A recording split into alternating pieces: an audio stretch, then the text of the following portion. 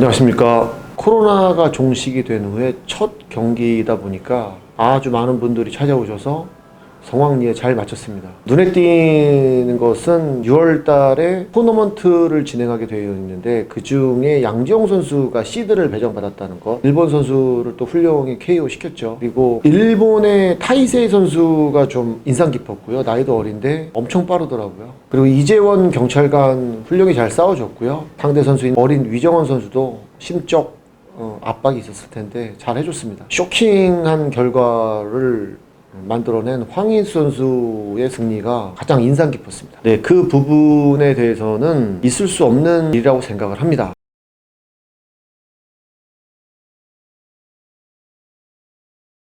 로드FC에는 약 24명 정도의 심판분들이 계시는데 심판단입니다. 심판단. 임태욱 심판장을 필두로 신승열 심판 이하 24분 정도의 심판이 있는데 시합 전에 항상 룰미팅 또는 룰에 대한 어떤 숙지 때문이라도 훈련들을 합니다. 항상 모여서 훈련들을 하시고 심판 훈련을 합니다. 시합에 들어가게 되면 대기심이라는 게 있습니다. 양쪽 대기실에 대기심 분들이 계시고 이 밴디지를 체크하고 밴디지에 사인을 하시는 분들이 있습니다. 밴디지에 사인을 하는 형태는 심판들마다 조금씩 다릅니다. 그래서 모양이 조금씩 다를 수 있습니다. 그 심판들이 사인을 하고 이후에 이 밴디지가 좀 잘 적응이 됐는지 보고 사인한 것을 보고 다른 심판이 글러브를 직접 끼워줍니다. 글러브를 끼워주고 여기다가 테이핑을 해버리기 때문에 도저히 중간에 어떤 이물질이 들어갈 수 있는 상황 자체가 불가능합니다. 이게 이제 오랜 기간 동안에 이 심판분들이 공정과 어떤 정의를 위해서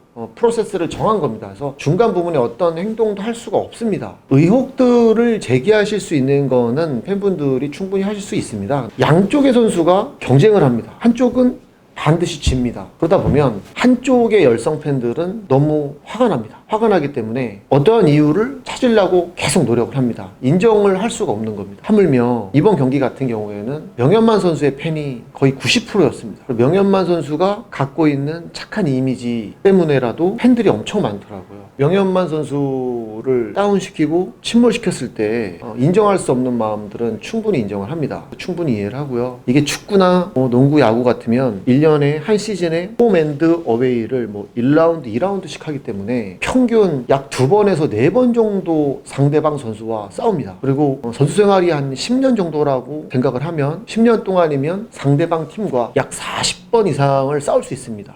그러다 보면 질 수도 있고 이길 수도 있고 억울할 때도 있고 통쾌할 때도 있습니다. 그렇지만 또 거기서 너무 억울할 때도 이번에 참고 다음에 복수해주면 되니까 라는 선에서 어느 정도의 허용될 수 있는 억울함인데 이 격투 스포츠는 선수 생활을 하면서 한 선수와 싸우게 되면 2번 다시는 싸우게 될 수 있는 확률이 거의 희박합니다. 그러다 보니 한 선수가 물론 이번 경우를 말씀드리는 게 아닙니다. 한 선수와 좀 비등비등하게 시합을 했습니다. 한 선수가 판정을 이겼습니다. 한 선수가 졌습니다. 그럼 한 선수가 너무 억울합니다. 자기는 이긴 것 같습니다. 이의를 제기해도 받아들여지지가 않습니다. 잘. 왜냐면 심판은 판정을 내렸거든요. 말도 안 되는 판정을 내렸다면 번복이 가능합니다. 하지만 1대4로 이겼거나 비등비등하거나 이건 어디까지나 심판의 시각에 따라서 판정이 바뀌기 때문에 어쩔 수가 없습니다. 격투 스포츠에서만 생겨날 수 있는 좀 고질적인 어떤 문제인 것 같습니다. 저도 가끔씩 그런 얘기 합니다. 가수분들한테. 야, 나도 니네처럼 팬들을 기쁘게 해주고 그냥 기쁨 받고 이렇게만 살고 싶다. 부럽다. 이런 얘기도 제가 간혹가다 합니다. 그랬더니 이런 얘기도 하더라고요. 아니다. 요즘은 SM 팬이 있으면 YG 팬들이 또 뭐라 그러고 YG 팬이 있으면 SM 팬도 또 뭐라고 하고 이런 일이 좀 그쪽에도 있다고 하더라고요. 저도 토도르가 침몰할 때 미르코 크로캅이 침몰할 때 정말 가슴이 무너집니다. 명현만 선수가 쓰러지는 모습을 봤을 때 정말 충격이었습니다. 이건 팬들과 저도 똑같은 마음일 겁니다. 하지만 명현만 선수가 저의 선수이고 후배인 것처럼 황인수 선수에게는 또 칭찬을 해줘야 되고 황인수 선수의 기쁨도 같이 칭찬해 줄 수 있어야 된다고 저는 생각하기 때문에 저는 충분히 이해를 하고요. 그런 의혹을 제기하시는 것도 당연히 나름대로의 이유가 있을 거라고 생각을 합니다. 충분히 이해합니다. 그래서 어저께 김승현 선수와 황인수 선수가 유튜브로 라이브 방송을 한 것 같습니다. 그래서 본인이 시합을 뛴 밴디지와 글러브를 직접 다 확인을 시켜준 것 같습니다. 이 영상에 잠시 첨부를 하겠습니다. 야비하게 감은 건 맞음. 석고는 아닌데 야비하게 감았다.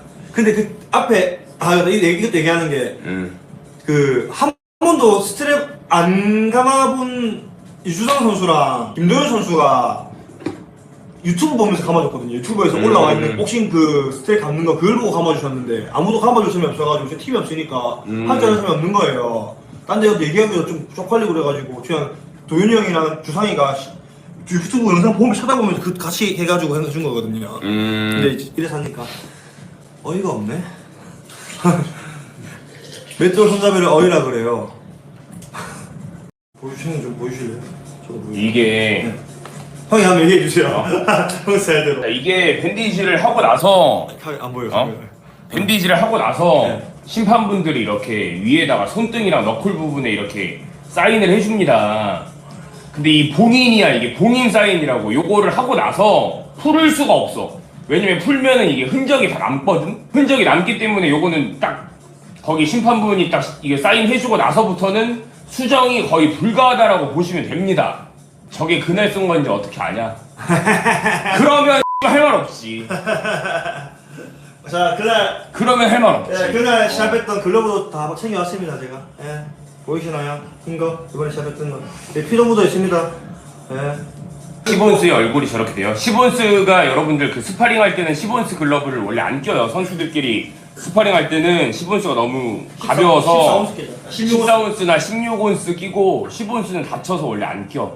황인수 선수는 본인이 대회사에 본인이 시합 뛴 글러브도 구입을 합니다. 이유는 본인의 스폰서와 가족들에게 기억에 남기고 싶다고 직접 구매를 합니다. 앞에서 보이는 모습이 전부는 아니고 어떤 선수는 뭐 달라고 할 수도 있지만 황인수 선수는 계산도 정확합니다. 이 화면 안에서만 다 비춰질 수 있는 건 아니기 때문에 선수의 이미지가 조금 더 말씀을 드리자면 제가 나이가 한 살 한 살 들어가면서 적이 많지 않겠습니까? 적도 많고 저를 싫어하는 사람들도 많이 있습니다. 교통 신호를 제가 어긴 적은 없겠습니까? 살다 보면 또 누군가에게 피해를 준 적이 없었겠습니까? 그러다 보면 저를 싫어하고 저를 비난하시는 분들이 차곡차곡 쌓여서 많은 저를 싫어하는 분들이 있을 거라고 생각을 합니다. 저를 욕하고 이런 모습들은 제가 충분히 받아들일 수 있습니다. 제 잘못들이었기 때문에.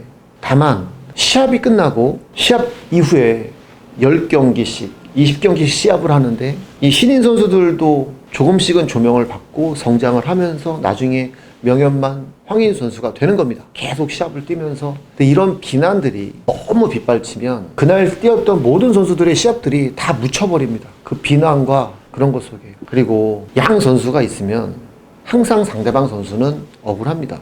기분 나쁘고. 깨끗하게 패배를 인정하는 선수들도 있고 원인을 찾는 선수들도 있습니다. 매트가 미끄러웠다. 대회사에 뭐가 어떻게 됐다. 판정이 억울하다. 억울하죠. 억울할 수 있습니다. 하지만 다음 시합에 이기면 되고 또 지고 이기고 이걸 반복하는 게 격투기 선수입니다. 그리고 그걸 지도하는 게 격투기 관장님들입니다.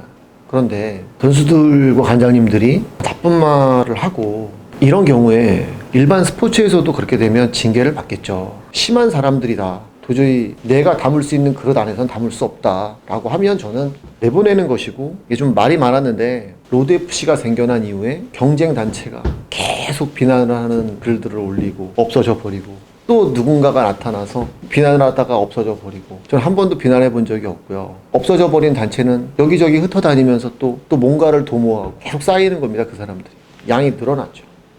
저희 변호사인 최영기 변호사 이하 다른 변호사분들이 명예훼손 자료, 바이럴 회사에 막 시켜서 하는 그런 자료, 우리를 안티를 걸고 나쁜 말을 했던 자료, 영업 방해, 명예훼손 이런 자료들이 정말 쌓여 있습니다. 그런데 저희가 법적인 행동을 해서 그렇게 하고 싶어도 그냥 꾹꾹 참았습니다. 그런데 결국은 다 망가지더라고요. 결국은 다 망가지고, 또 만약에 그 사람들을 법적으로 처벌하면 그 사람들도 가정이 있고 또 부모님도 있고 처자식도 있을 텐데 범죄자가 되는 거고, 하다못해 벌금이라도 돼야 되는 거고, 막대한 돈이 들어가는데 평생 그 돈 메꾸다가 인생이 또 망가질 거 아닙니까? 그러면 또 헤어나올 수 없는 인생의 구렁텅이로 빠질 거고, 그 사람들은. 저는 그런 걸 원하지 않습니다. 이게 좀 말이 많았는데, 저희가 있었던 잘못에 대한 얘기, 밴디지가 좀 이상해요, 의혹 있을 수 있습니다. 하셔도 됩니다. 얼마든지 해명해 드립니다. 하지만 이런 것을 기회로 선동하는 세력들이 반드시 있습니다. 그런 선동 여론에 시청자분들은, 격투기 팬들은 그런 얘기들에 귀 기울이지 마시고 그냥 황인수 잘했다, 명현만 너무 잘했다 이렇게 칭찬해 주시고, 다른 선수들도 너무 잘했다 이렇게 칭찬해 주시면 큰 도움이 될 것 같습니다. 저는 어떻게 해서든 이 로드FC가 한국을 대표하고 나아가서는 전 세계에서도 아주 큰 메이저리그로 만들고 싶은 욕심이 있습니다. 그래야 저희 어렸을 때 해외 가서 부당한 어떤 대우, 해외 가기가 쉽지가 않지 않습니까? 그 TO가 너무 좁으니까 우리나라 안에서 많은 파이트머니도 받을 수 있고 해외 선수들도 찾아올 수 있는 그런 리그를 만들고 싶습니다. 코로나가 이제 끝났기 때문에 힘내서 한번 나아가 보겠습니다. 여러분들도 저에게 힘을 좀 실어 주십시오. 감사합니다.